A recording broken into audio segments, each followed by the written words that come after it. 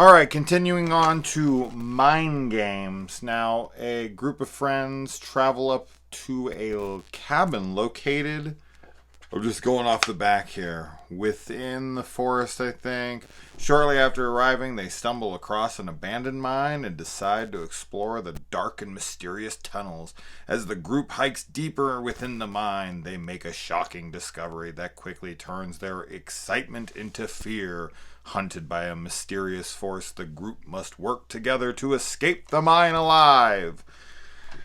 Okay, so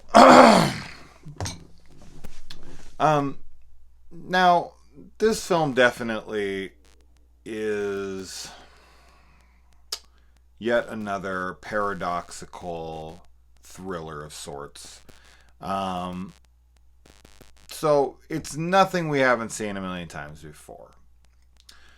That being said, I did quite like the characters in this, and I did like some of their dialogue when they were discussing what could possibly be going on and kind of the interactions between them. That all felt pretty good. Like, it felt intelligent. It felt like, oh, okay, this is kind of how people would react to this. You never know how people are actually going to react. They might just sit in a corner and scream for fucking 2 days. Who knows? But yeah, they're dealing with stuff. They're dealing with stuff that's beyond our comprehension.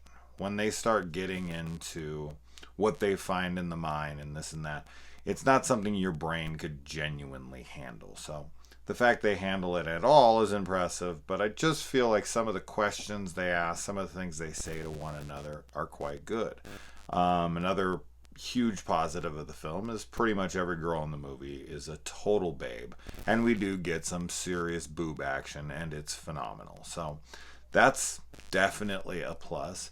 I think the acting is quite good as far as the aesthetic of it, the style, the picture.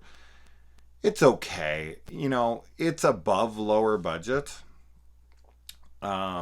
Just kind of that moderate budgeted film, but there's nothing appealing about the look of the film. So the film lacks style, and it mostly relies on some twists and turns that you've seen before and decent characters. So overall, I did like it, but it's just one of those been there, done that kind of movies, which is ironic if you know what's going on here.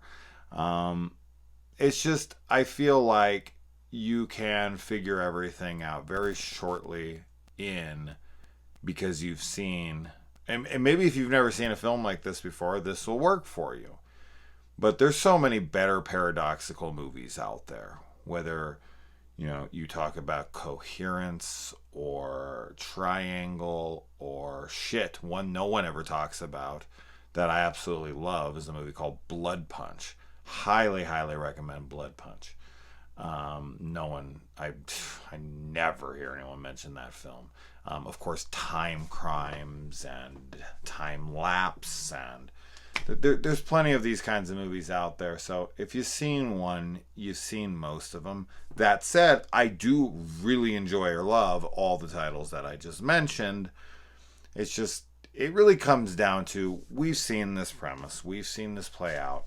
And on the spectrum of these kinds of movies, this sits somewhere like in the middle, maybe on the lower end, but still an enjoyable watch enough that I didn't dislike my time sitting with it. I was like, okay, these characters are fine, these decisions, this conversation, all this is fine.